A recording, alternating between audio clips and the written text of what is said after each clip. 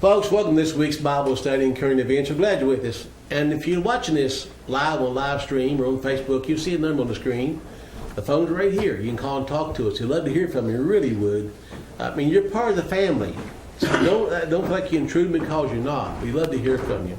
We were having quite a conversation before we went on the air today about different things and prayer requests. And we were laughing and joking and enjoying our salvation in Christ, but yet sharing some burdens and going to prayer.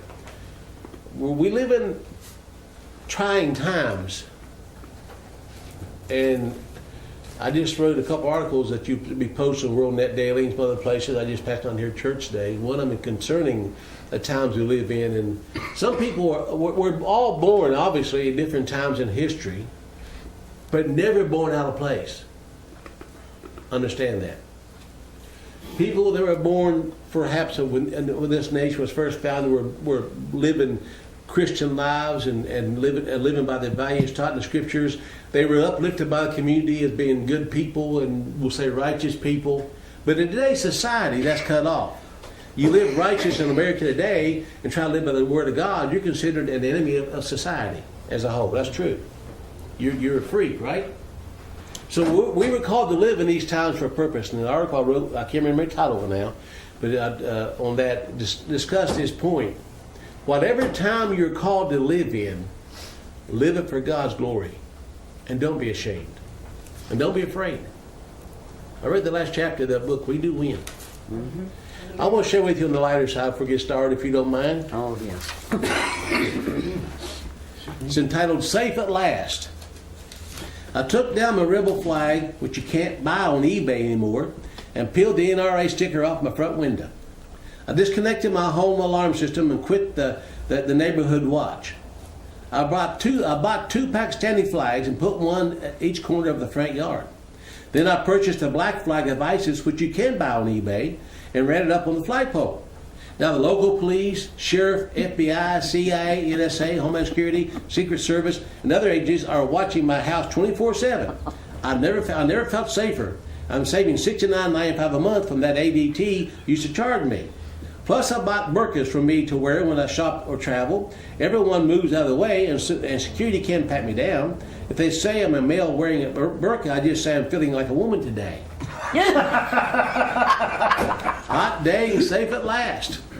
They said, today I broke my personal record for most consecutive days alive. And Phil, this is for real smart folks. Never test the depth of water with both feet. Oh, good idea. So anyway, that's my word of wisdom and some little bit lighter side here. But nonetheless, we'll get started now in some current events. You know, again, laughter is a blessing. Y'all know that, right? Mm-hmm. It's a gift. A merry heart worketh good like a medicine. And I'm saying something before God. People say, Pastor, you don't look like you're going 70 years old. That's what I thank you, because I do have joy in my heart. I do. Mm-hmm. Mentally, I still think I'm 18, and I try to enjoy life that way, okay? I really do. And I think it has not to do with the way you present yourself to the people. If I see someone, if I don't know, I want them to know that I care, even though I don't know them. Yeah. I mean, doesn't Christ care? Mm-hmm. Aren't we be Christ-like? Thank God. Amen. Let's read one verse scripture in Psalms 37, if you don't mind.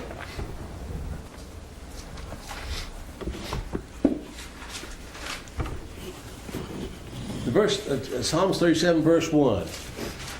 Fret not. You ever know what the word fret means? That's something on a guitar, isn't it? Yeah, that's a fret on a guitar, yeah. Not to stress. Not to worry, not stress, right. Don't worry yourself because of evildoers. Ain't that what it says? Neither be thou envious against the workers of iniquity.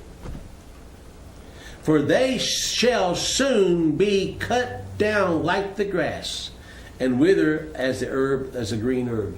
Mm-hmm. So, although we see what's happening, Phil, and it bothers us, and it should, it makes us angry, and it should. Don't worry about it. Payday's coming. Payday's coming. Amen to that. One day, we'll see the end result of this. And as long as we're walking with Christ, I know the end result for us. So let's separate the sheep from the goats. Exactly right. Let's just start on some current events. Some of this is good. They found out that Lynn's going to live forever. Because 3 cups of coffee daily is reduces the risk of death from all causes. And I'm serious. I'm not making it up. It's true. It's true study. Lynn likes coffee. But 3 cups a day, what's how it reduces the risk of death from a whole bunch of causes like circulation diseases, digestive diseases, and it goes on from there. I'm not going to read them all to you. But it also says that it's good for diabetes, neurological diseases, and suicide. Really? Yeah. If you're drinking coffee, you don't have time. You're too wired anyway, right? I got another question. Yeah. If you drink it and you do an enema, where do they meet? Ooh. After Mexico, that's a good question. I had to. But anyway, I'm not making it up. This is all for real stuff here. But that's some good news, I reckon. And I like a cup of coffee. And I want to share this with you. You all know that the reciprocity carry bill passed the House. You know that, right? Yeah. We can carry across the line. Now, there's something I didn't know this morning, and I was doing some. I've been up since 4 o'clock, so I was doing some looking around. Diane Frankenstein from California, you know what I'm talking about? Yeah. Added something to that. Now, if Diane Frankenstein adds something to a gun bill, it's not for us. No.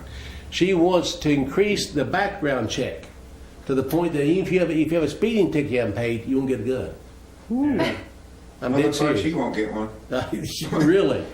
And something else come to mind too. I was thinking about this. And I do think, I know it shocks everybody. I realize that, but sometimes I do think this is a federal law that they want to make, and we can. And I like what it says, but isn't that the federal law? Isn't that the feds telling the states what to do again? Mm-hmm. Right. Just curious. I mean, is that not true? The feds tell the states what to do.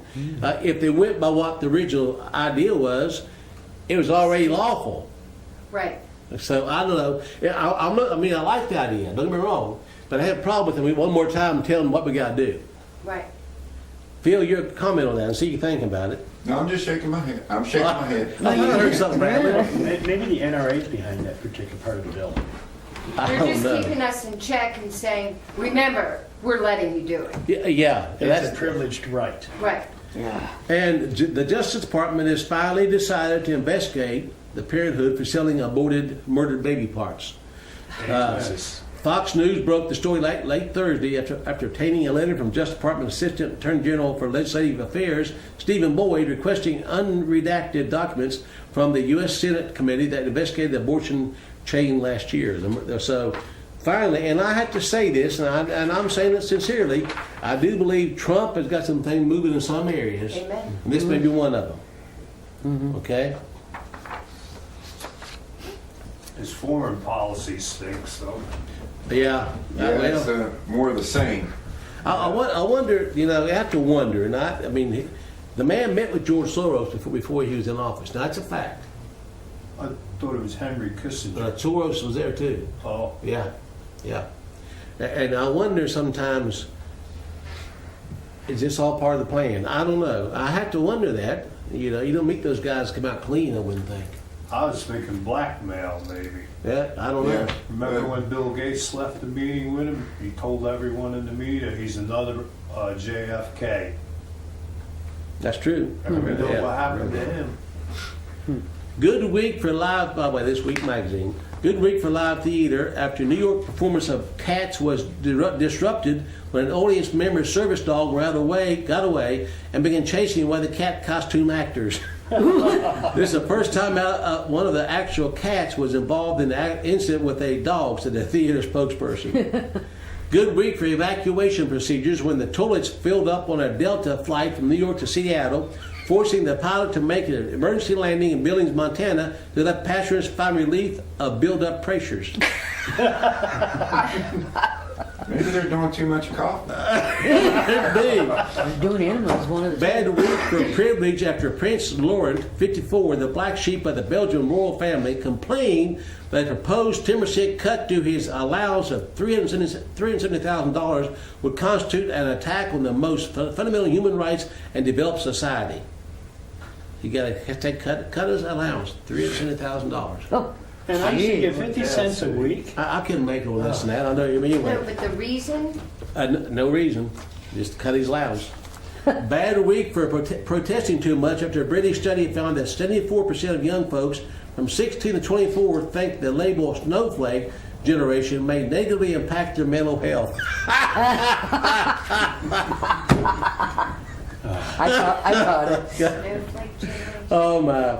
An inebriated possum was sent to sober up at a Florida wildlife center after it broke into a liquor store and drank a small bottle of bourbon.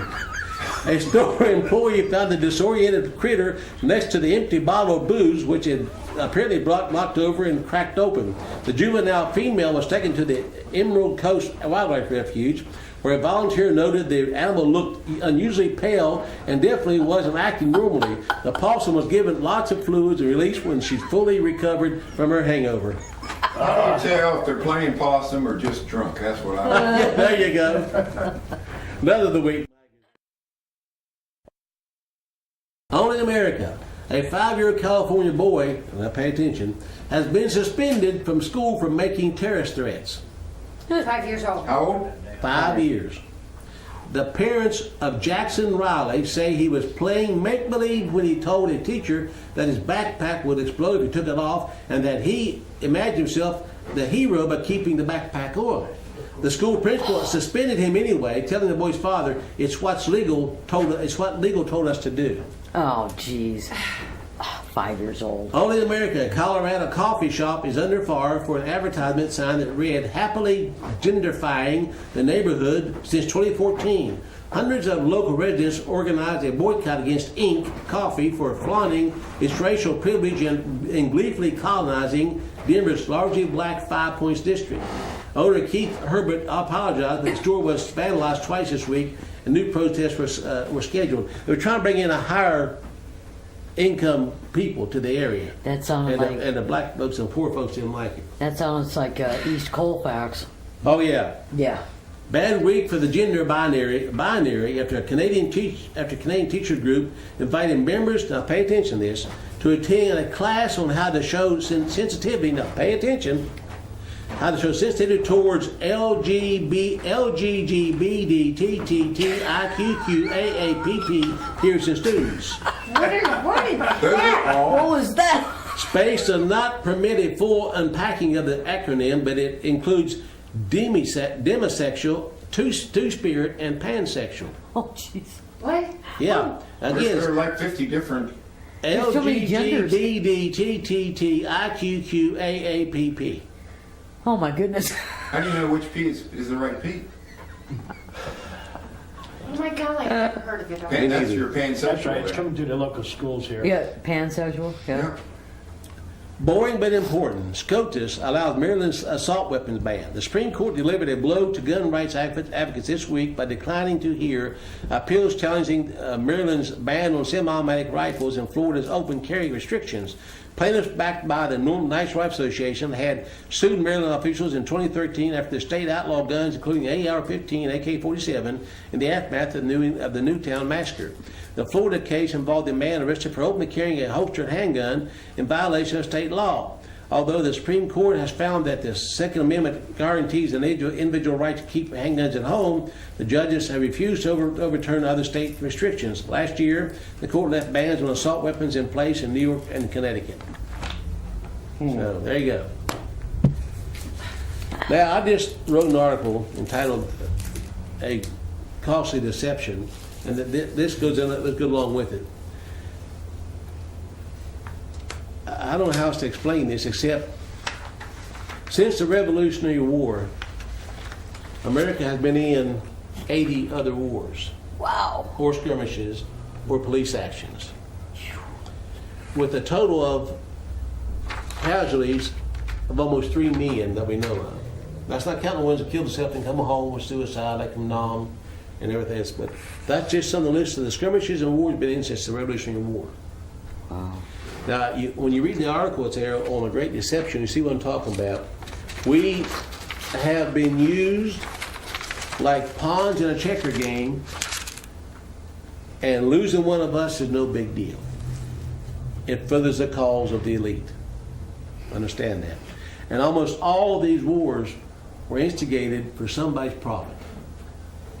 Understand that? Yes, Bill. Now, even Amnesty International considers America, the United States, the most feared country in the world. Oh, yeah. Yeah. We're like a loose cannon. We are. And we're the most hated country in the world.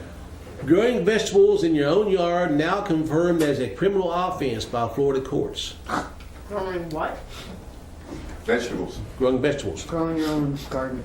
It's a sad day in Florida. Property rights for homeowners have taken a huge blow as courts confirm. Now pay attention, this is unbelievable, it's true. That growing edible plants in your own front yard is in fact a crime. Out of all the terrible things a person can do these days, gardening is the last thing you may have to suspect it will become a punishable offense. To no one's surprise, big government continues to use strong-arm tactics against innocent people looking to engage in some basic self-sufficiency. If they can't take your guns, they'll take your garden. This started in 2013 when Hermine Ricketts and her husband Tom Carroll were fined $50 a day for growing vegetables in the front yard. This is in a town called the village of Miami Shores. It was taken all the way to the state Florida Supreme Court.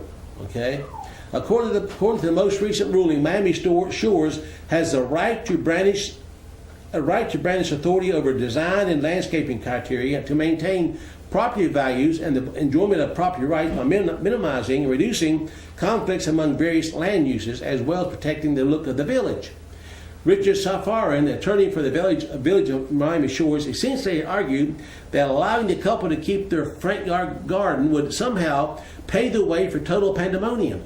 Serafan complained that the couple's yard was filled with pots that should have been placed in the backyard, but yet, had those pots been filled with flowers instead of vegetables, the city would have had no legs to stand on with their arbitrary complaint.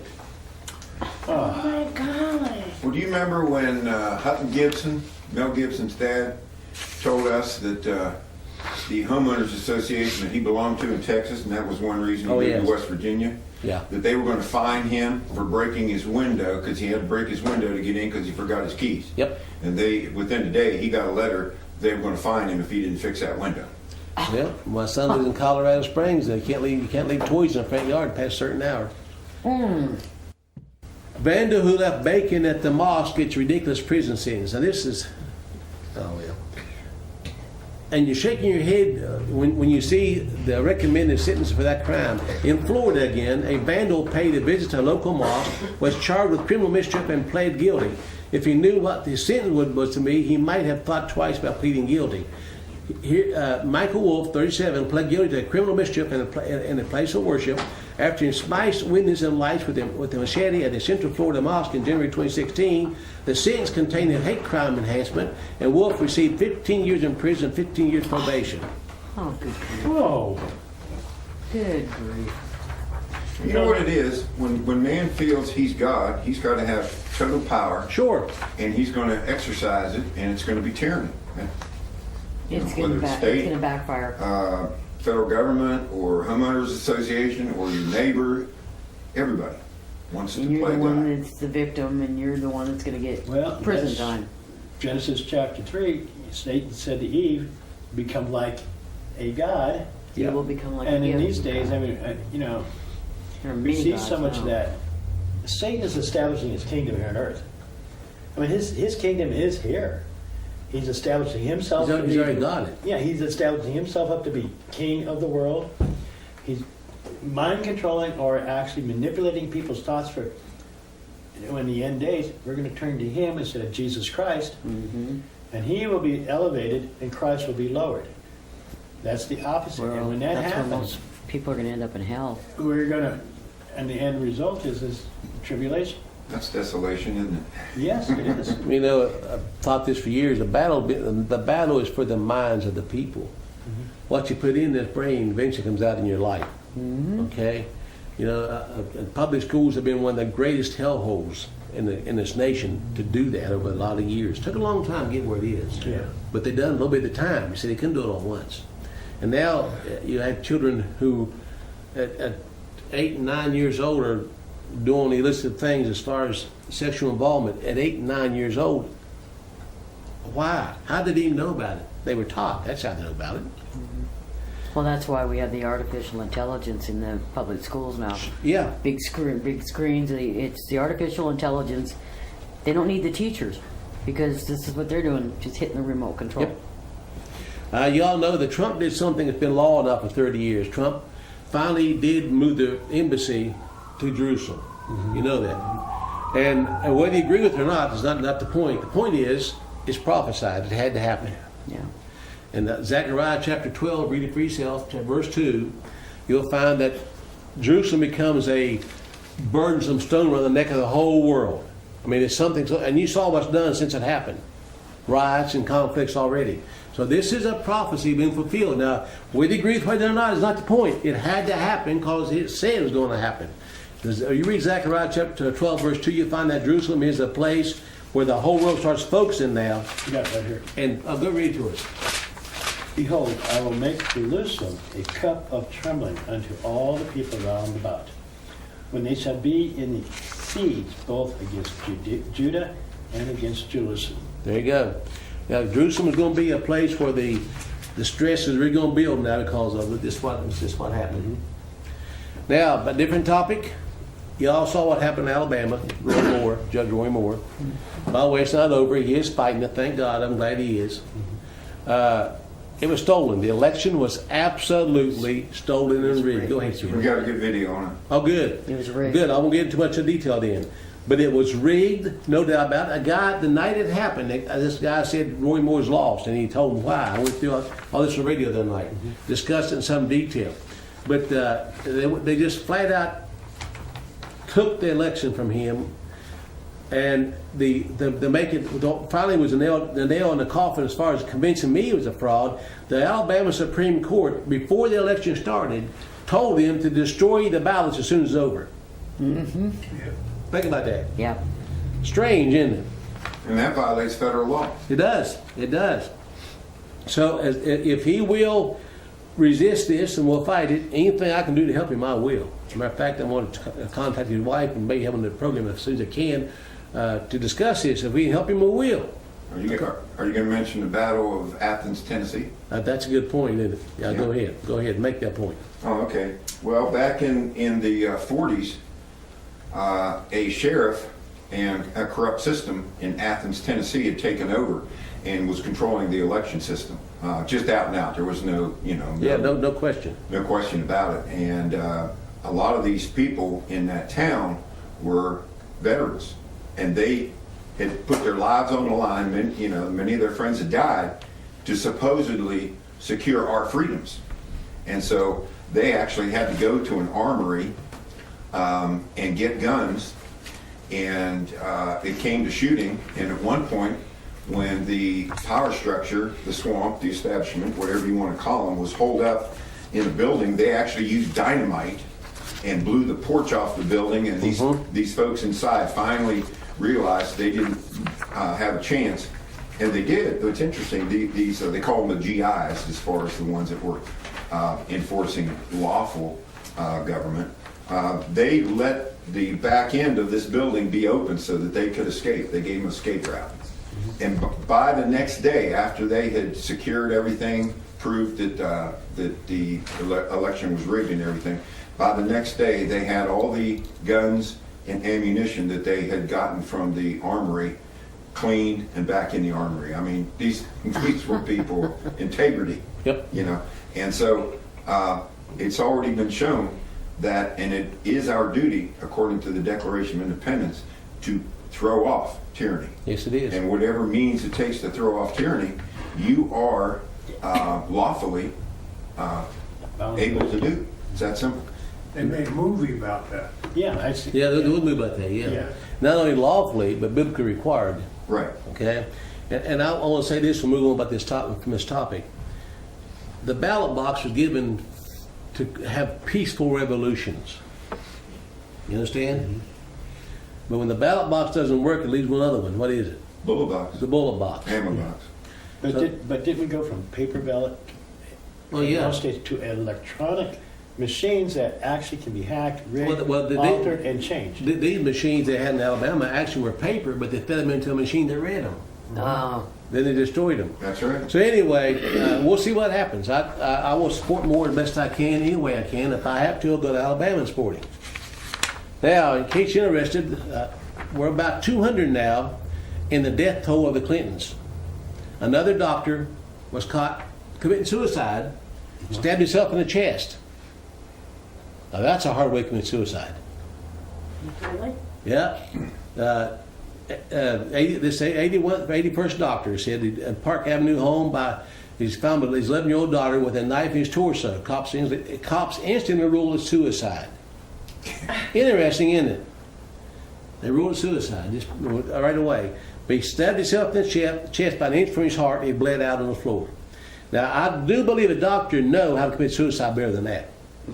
Just curious. I mean, my opinion. You're Just not curious. making a mess. And my daughter works for a naturopathic doctor who knows all about this, and the other doctors that he is with sometimes in,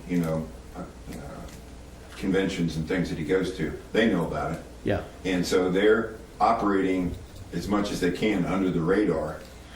They even have to have their patients agree to secrecy on some of the treatments they're getting, because these doctors know that if it gets out that they're using that treatment, they could be next. They're done. Yeah. They could be Well, next. by the way, that doctor was getting ready to blow the whistle on the Clinton Foundation for the money they stole from the Haiti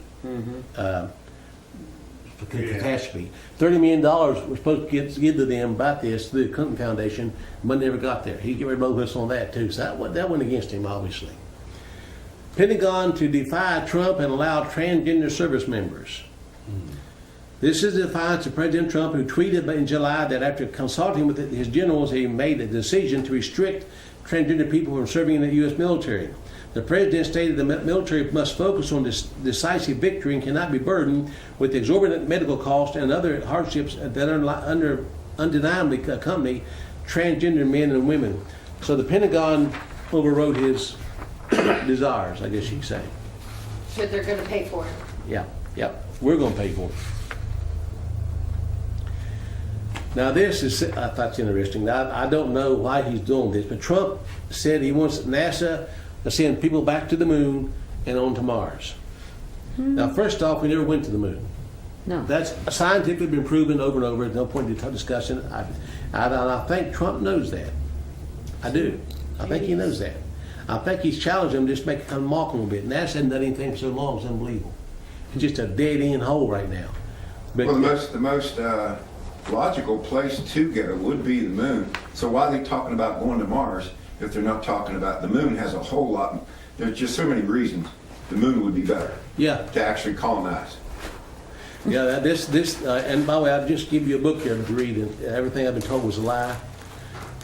There's enough proof in the book there alone to show that we've never been to the moon. And folks, I mean, I know we're told that, but we're the only people in the world who believe that. Americans, I mean. No one else believes it. But let's move on. Y'all have heard of Bitcoin, I'm sure. Mm-hmm. And by the way, Bitcoin just hit $17,000 the other day. So if you bought $100 worth of Bitcoin some years ago, you've been a multi-millionaire now.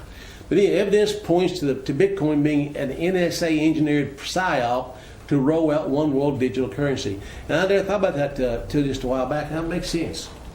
Natural news. I'm going to assume that readers who make it to this article are well informed enough that I don't have to go into history of the global money changers and the desire for a one world currency. Now, is that Bible? Yes, it is. If you don't yet understand the goal of this globalist banking empire, the coming engineered collapse of the fiat currency system, you're already about 5,000 posts behind the curve. With that as a starting point, it's now becoming increasingly evident that Bitcoin may be a creation of the NSA and was rolled out as a normalization experiment to get the public familiar with digital currency.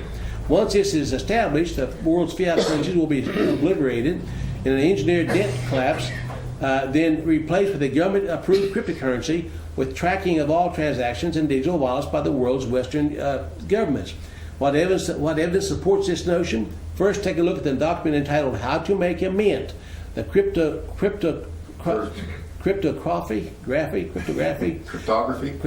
thank you, of anonymous electronic cash. This document was released in 1997, 20 years ago, folks. detailed the overall structure and function of Bitcoin cryptocurrency. What a coincidence. Yeah. What a coincidence. And by the way, I talked to Lindsay Williams, it's been some months ago now. And you're watching the stock market go up and go up and up, right? It's really gone up. Okay. Well, Lindsay Williams said it's going to go to at least 40 to 50,000 before they collapse it. 40 to 50,000 on the stock market, then they'll collapse it. But they want the world investing in it. Yes. So they'll bankrupt the whole world, and then maybe step forward to the currency like the cryptocurrency and save us. Just a point, okay?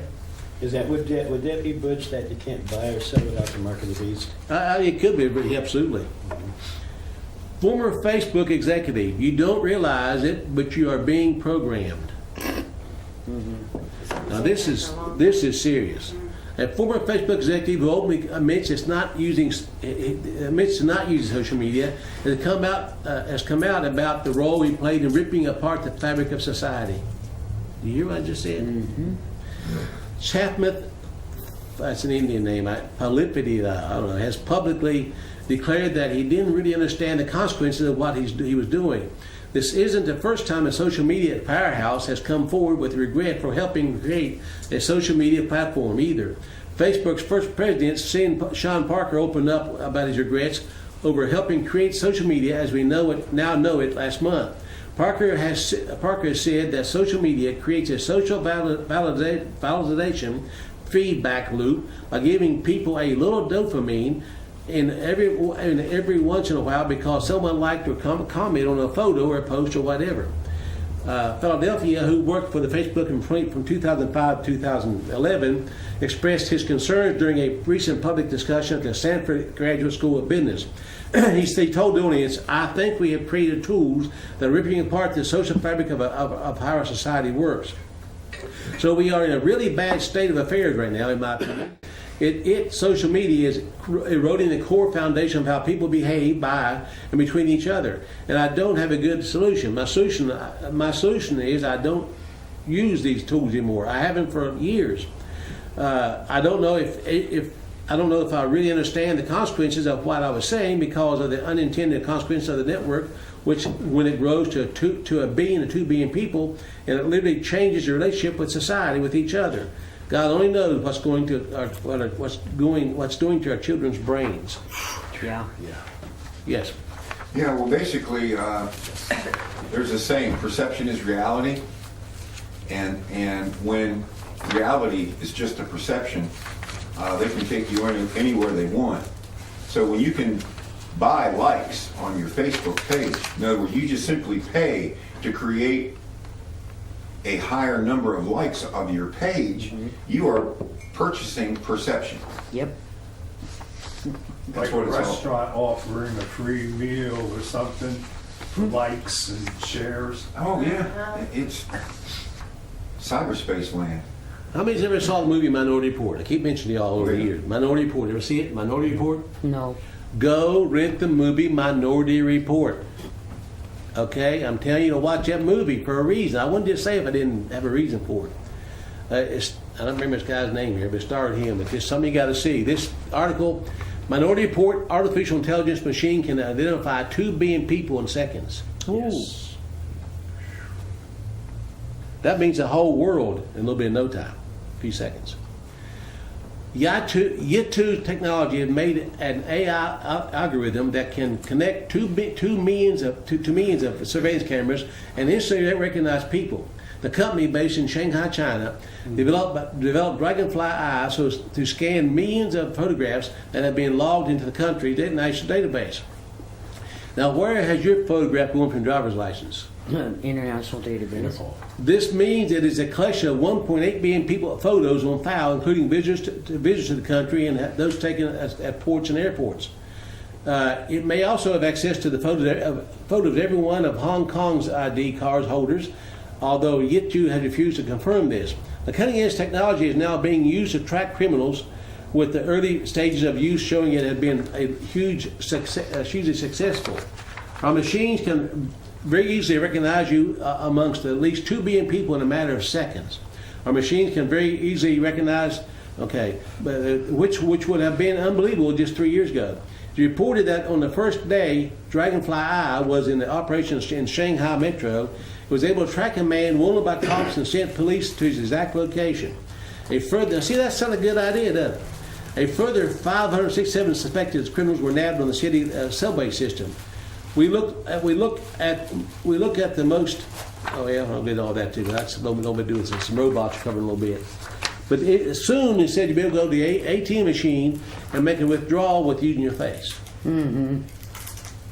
And then I brought back what you said about the girls and their debit cards. They don't know how to do coupons or use cash.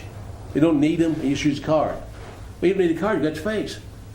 Mm-hmm. See where it's going? Yeah. Mark of the beast, number of a man. Your face is your number. It's biometric. Am I telling the truth? Biometrics and retina. That's why the driver's license is morphing into it. It says people waste time discussing whether it's all hype or the real thing, but facial recognition already shows how real it can get. In 2015, AI had already beaten humans in face verification tasks. Our algorithm is more accurate than customs officials are telling whether two images show the same person. Now, folks, this is serious. This is Mark of the Beast technology. Technology, yeah. Now, I never saw the movie Wonder Woman. It's out. I know who. I never saw it. A lady named Gal Gadot starred in it. Israeli Jew. Okay, I don't know. I just know that they made a porn movie, put her face on a porn star, and everybody thought it was her. Oh my I remember God. hearing about that. Now stop and think if they can do it to her. I saw you on TV robbing a bank last week, Phil. Uh-oh. How'd you see me? Yeah, I see your face right on there. I saw the video. Is it possible they can frame somebody with this? Yep. Blackmail? Oh, Yes. Yeah, I think not too long ago we showed a video clip where they can do that in real time. It's not that they go back and they make a movie. They can actually be live streaming an event, and your face You'll show up there. Would be there. could be using artificial intelligence, be in that scene. Well, now, would this all tie together with what they're doing with the facial recognition? Yeah. Would that all work the same way? Could they use that same way? Could they use your mark and put it out there? Yep. Think about it, folks. Your 18 points.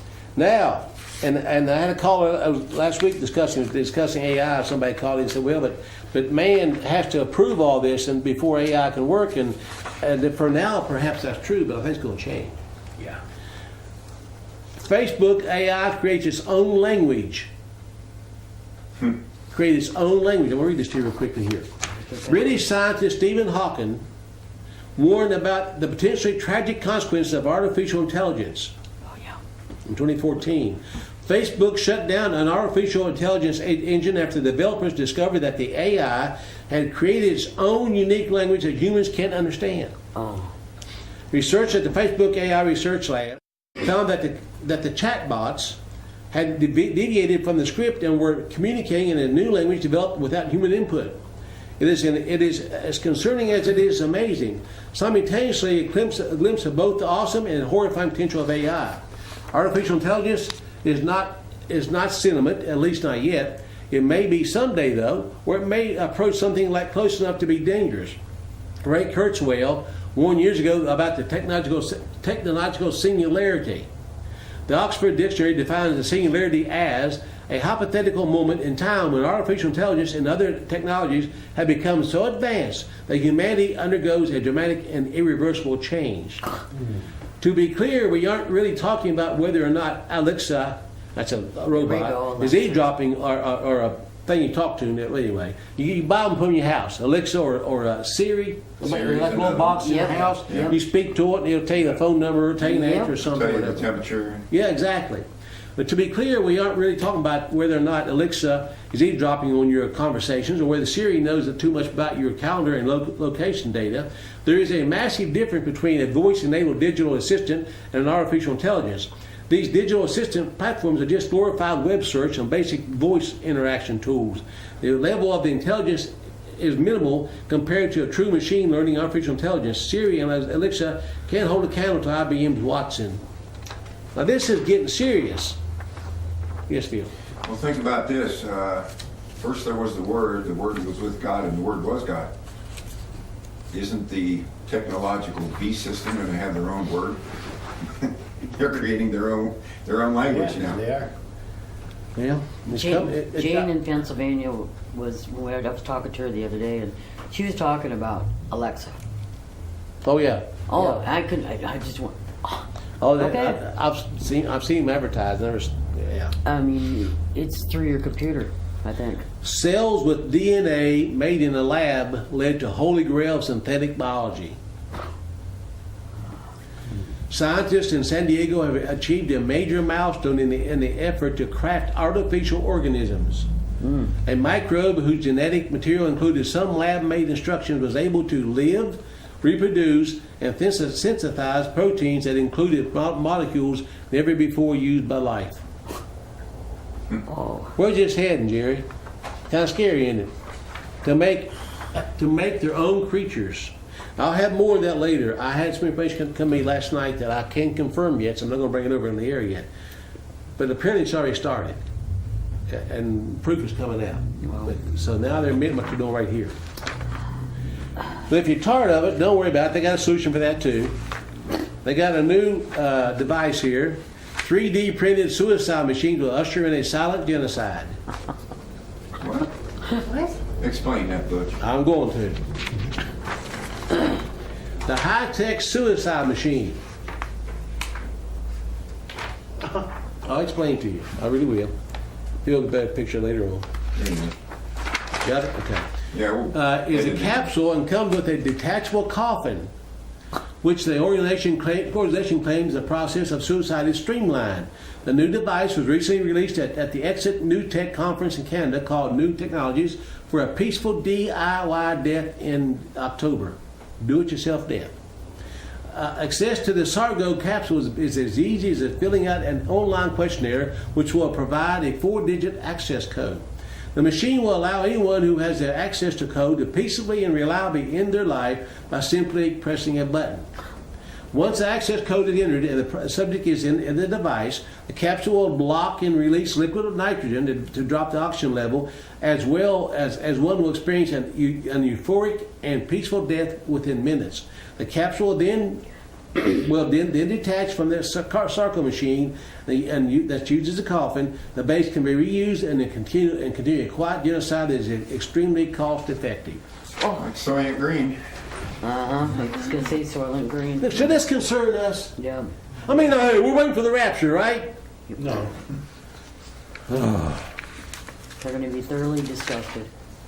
I'm disappointed. Actually, Butch, if you think about that, when they draw their last breath, they're not right with God. Suicide is murder. Yeah. Mm-hmm. So if they draw their last breath and all of a sudden they realize that peaceful death they just suffered is going to be an eternal hell there in hell, they're not going to want to do it.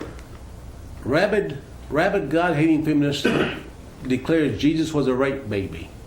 That was a important article. Baby. A rape baby. I'm not going to read it all to you, but this is a quote from Sarah McDevitt Woods, who is a feminist scholar, now pay attention, theologian, chaplain, and previously ordained minister in the United Church of Christ. How about a demon? There you go. She holds a BA in Religious Studies from the University of California in Santa Barbara and a Master's of Divinity from the Howard University, I'm sorry, and said that God raped Mary, and that's how she got pregnant. Mm-hmm. Yeah, that's kind of like a Mormon teaching, because that's what Mormons teach. Well, I see these things, and I see this to be out in the public. There was a time in this country when this woman would have been arrested or put in some kind of mental facility. Yeah. Or worse. But now it's accepted. Now, Phil mentioned Soylent Green. Didn't you, Phil? Sure did. Tastes good. What is synthesized cannibalism? While chicken, beef, and fish are given the all clear, some types of meats simply don't sit well. From horse to dog, most menus have their limits, but now some scientists are predicting that a radical new food trend could be about to emerge. It's known as synthesized cannibalism and could soon see the world tucking into juicy, cruelty-free burgers crafted from lab-grown human meat. Oh. No. In the West, this is a huge taboo, comments Dr. Bill Schultz, author of Eat Me, a natural and unnatural history of cannibalism, especially the medicinal cannibalism and that took place relatively recently in Europe. I think it was something that the people probably weren't particularly proud of once they discovered that modern medicine has better solutions than eating body parts. One of the biggest benefits will be a significant reduction in cost. Meat is an expensive product with price points determined by the huge amounts of cash that's channeled into breeding and sustaining livestock. While there is a serious yuck factor to consider, some experts maintain that technically there's nothing wrong with eating lab-grown humans. Dr. John Locke, director of the spatial programs at Columbia Center for Biometrics, muses the yuck factor is an emotional, not necessarily logical response. So while lab-grown and animal meat could eventually be materialize as a new staple, it's unlikely humans will ever emerge on the menu. So we'll see. So is that going to be the alternative? Because you know how they want to get rid of cows because they pass too much gas in the atmosphere? Oh yeah. They So had anyway. They made a horror movie about that one time, a long time ago, where some wacko would get people to crash on the highway, then they grab them unconscious or whatever and bury them up to their necks in soil and put a funnel down them and feed them nothing but grain, and then harvest them by putting a rope around their neck and yanking them out of the ground, and then grind them into sausage. You know, this is actually happening. This is what's scary. Yeah. Couple more things here, and I'm going to read the thing in closing. Homosexual Scrooges threatened donut shop over Salvation Army. I'm not going to go into all details in this, but a donut shop in Maine, Portland, Maine. I'm trying to find the name of it. The Holy HOLY Donut organized a gift drive to raise money for the Feed the Poor. Salvation Army came in to help, and the sodomites and lesbians protested it and started boycotting the shop. And the shop owners backed down and said, "We're sorry," but the protesters are still going on. They backed down. They protested why? Because Salvation Army's there and they're against homosexuality. Yep. But the donut shop backed down and said, "We're sorry." But still stand up and say, "We don't care what you think. We're not backing down on this." That's what they should But have even done, if they yeah. back down, they were still protesting. I want to share with you in closing, I'm a little bit over time, Phil, I'm sorry. I tried to time myself right on, I'm about 3 minutes over. I want to close with a couple of things here. This is a poem to which some of us can relate. See if you can remember this. I remember the corned beef of my childhood and the bread that we cut with a knife. When the children helped with the housework and the men went to work, not the wife.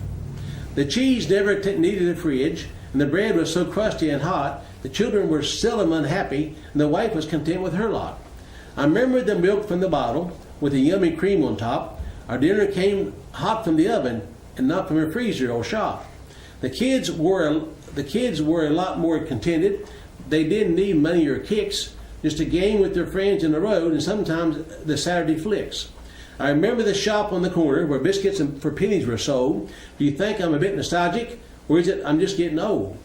Bathing was done in a wash tub with plenty of rich foamy suds, but the ironing seemed never ending as Mom pressed everyone's duds. I remember the slap on my backside and the taste of soap if I swore. Anorexia and diets weren't heard of, and we hadn't much choice with what we wore. Do you think that bruised our ego or our initiative was destroyed? We ate what's put on the table, and I think life was better enjoyed. Oh my. Well, you're going to enjoy the current events. Okay, I got one more to share. Could I have that, Butch? Yeah. Okay. This is from my grandson, my oldest grandson, Dylan from Colorado. He loves coming back to the visit in summertime.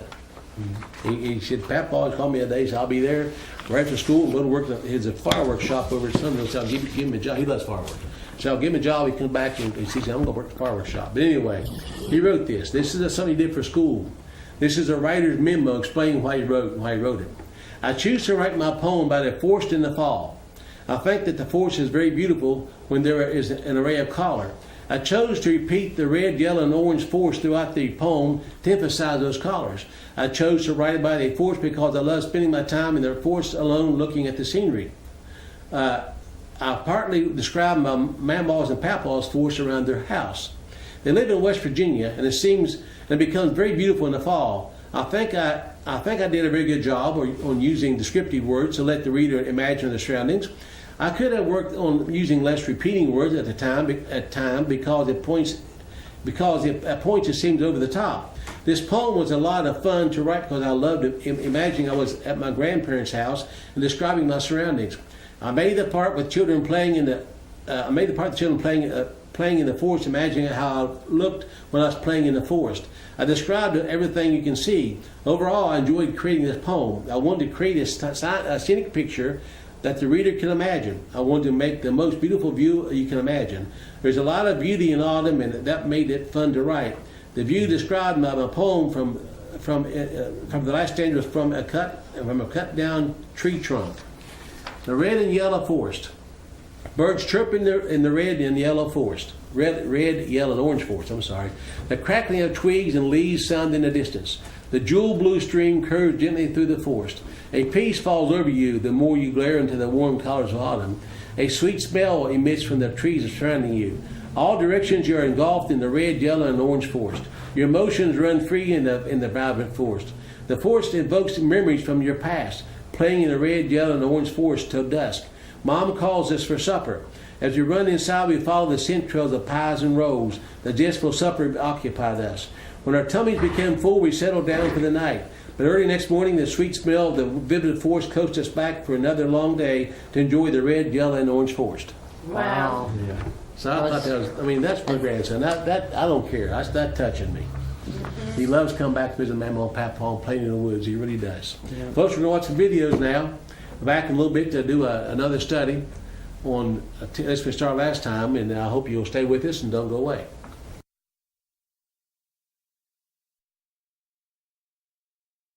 Question: is the recent witch hunt orchestrated? When the majority is compromised, who do you believe and how do you judge? Has the swamp sacrificed some of their own for their survival? Has Islam been used as an attack on the followers of Jesus? Problem, reaction, solution. Otherwise known as the Hegelian dialectic, and it has worked like a charm. Charm, a magical power or spell with the supposed assistance of the devil. 1828 Noah Webster. We are to be wise as serpents and know the wiles of the devil and his minions. Is Judge Moore being judged by his fruits? Are people being played like a fiddle to bring down any opposition to the demonic swamp? Did dishonesty reign in Alabama? To not expect it, one would have to be stupid. Consider this. Look, everything in Washington has been a lie. So Roy Moore lost the election in Alabama. Let me ask you a question.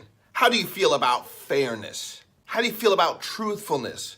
How do you feel, regardless of your political affiliation, about trustworthiness, about honesty, about ethics? Do you think that's important? Because what this guy just exposes is there was nothing ethical, honest, or anything with integrity going on in Alabama. You can see all these folks here. Why are you excited to see this victory? Because we came here all the way from different parts of the country as part of our fellowship, and all of us pitched in to vote and canvass together, and we got our boy elected. Let's go! What did he just say? Because we came here all the way from different parts of the country as part of our fellowship, and all of us pitched in to vote and canvass together, and we got our boy elected. Let's go! Go, go! Some very happy people. This guy just admitted to voter fraud.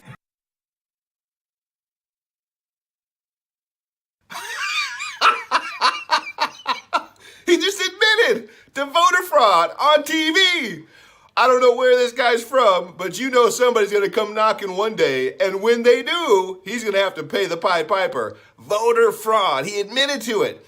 That's exactly what's been going on in this country. That's exactly why the swamp needs to be drained. Please share this message and give my page a like. David J. Harris Jr. here saying, God bless you.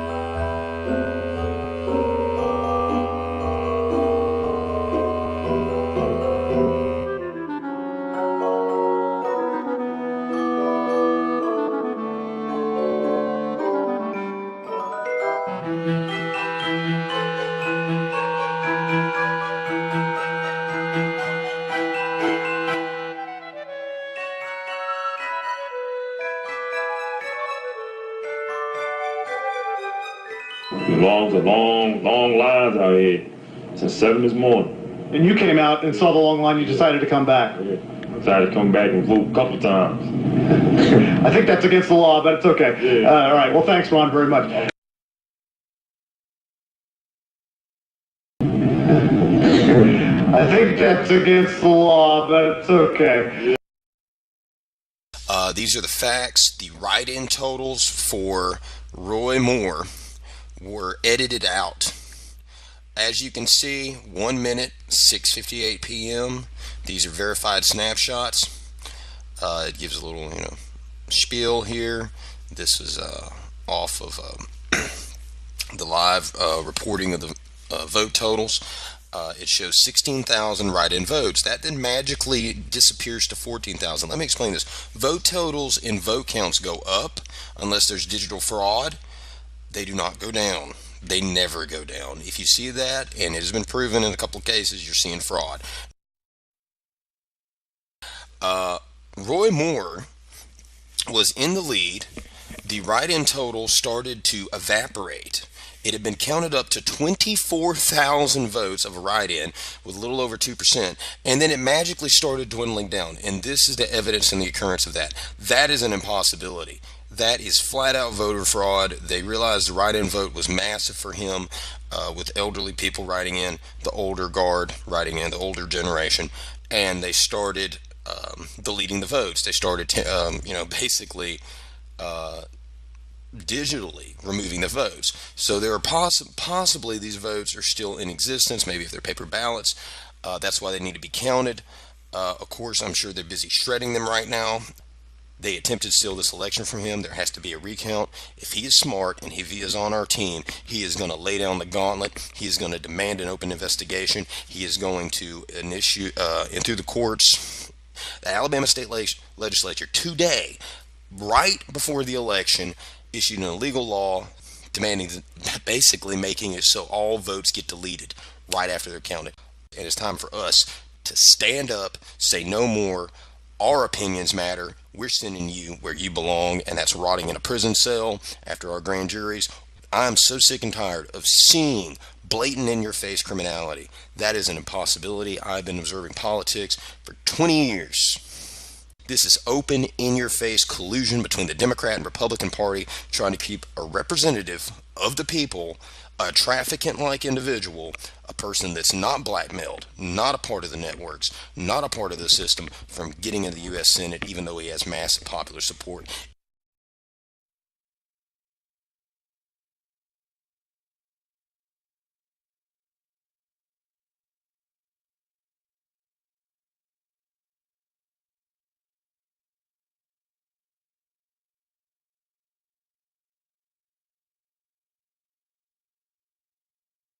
For those that get the audio CDs or can't see the text, I will read it.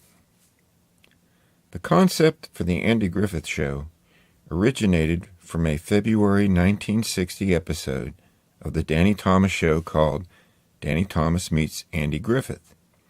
That set the whole show in motion. A few months later, Griffith had his own show. Griffith and co-star Don Knotts had a real relationship that transcended their roles together on the show. their friendship formed years earlier in other productions. When Knotts passed away in 2006, Griffith was at his friend's bedside. During the show's iconic opening credits, young Opie appears to throw a rock in a lake. However, Ron Howard, who was only 6 years old at the time, couldn't muster the strength to do that. Instead, a production assistant hiding behind a bush threw the rock into the lake.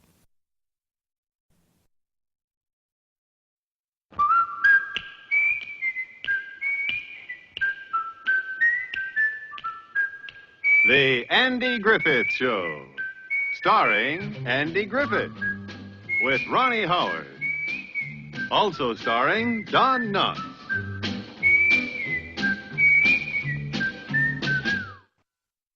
The Andy Griffith Show ended its remarkable run in 1968 at the top of the Nielsen ratings.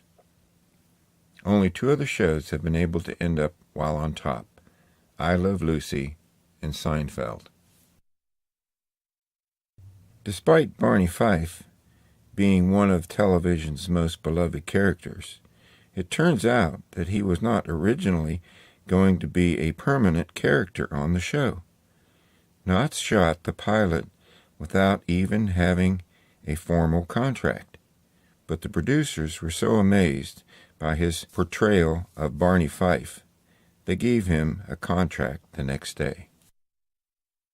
The infamous squad car on the Andy Griffith Show was a Ford Galaxy 500.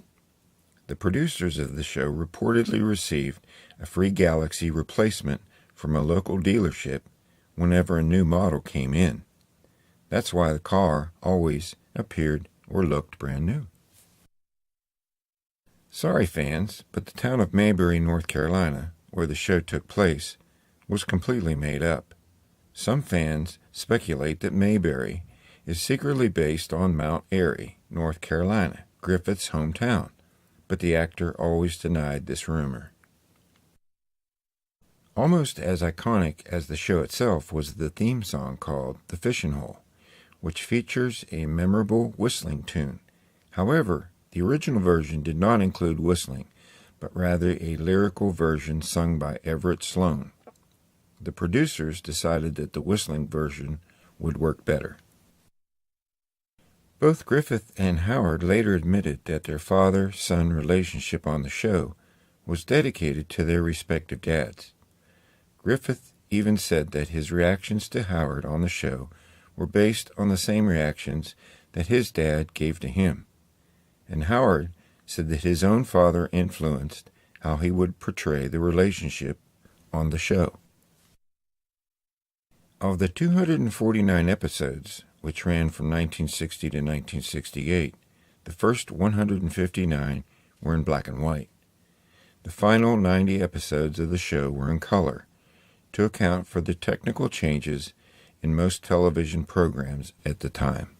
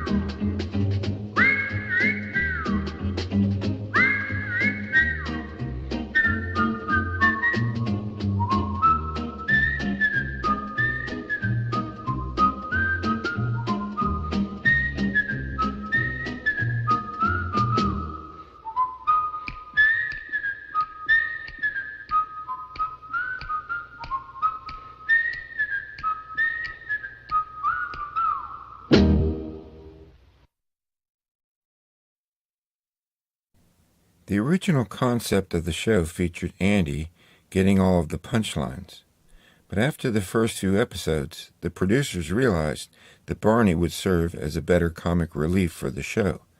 That's when they changed the show to make Andy the setup man and Barney the funny man. Fans who watched the second season of the show might remember a plot involving Sheriff Taylor breaking his hand while fighting crime. In reality, Griffith broke his hand off camera. In a fit of rage, he reportedly punched a wall on the set. After the series ended in 1968, many of the supporting characters returned for the spin-off show Mayberry RFD. Although the show did not feature Griffith, it lasted for 3 full seasons on CBS before getting canceled.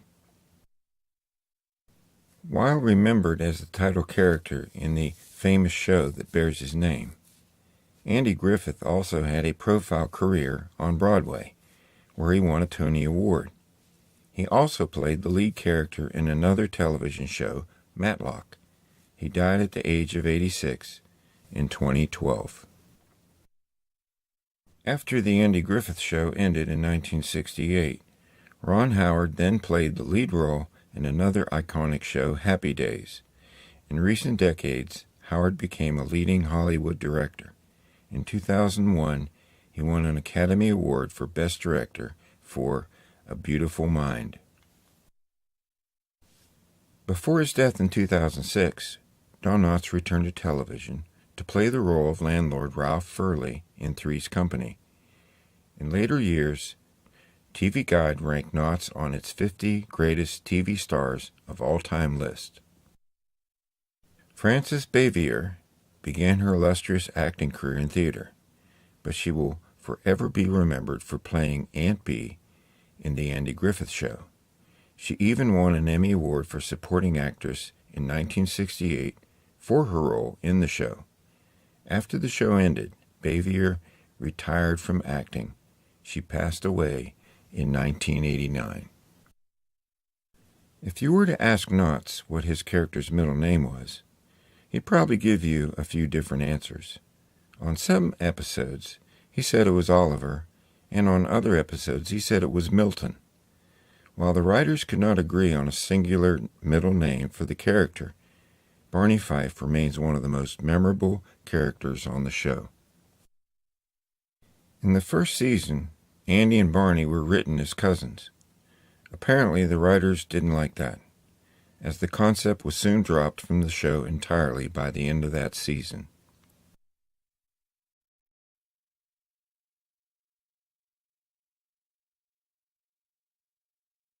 Well, I was born to simpler times.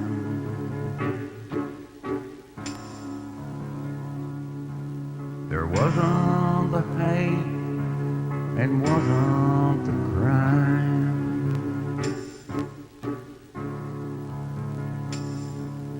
Many a father died in the fight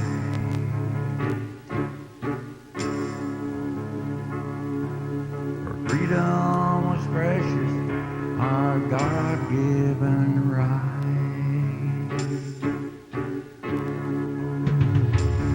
So where did my country go? The land that I used to know, the home of the brave and the land of the free.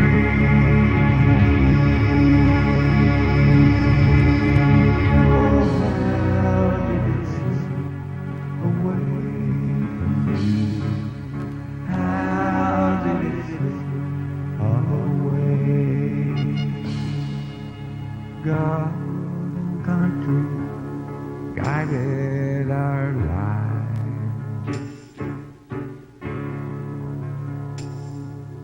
Men were faithful and honored their wives.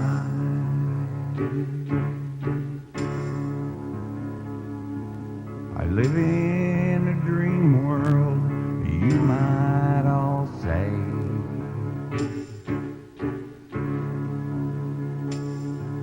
It isn't delusion,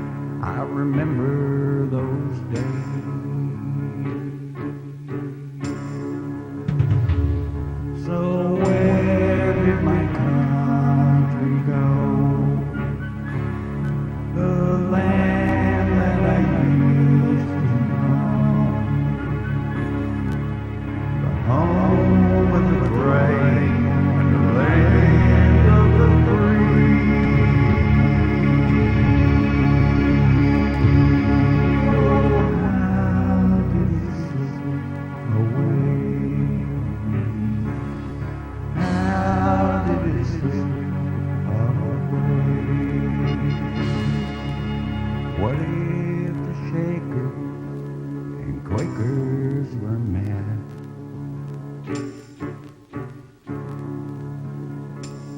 By the blazing guns of the BATA.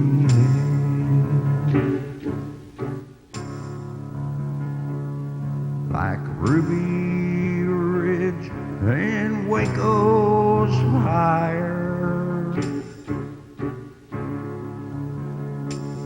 to the FBI's twisted desire.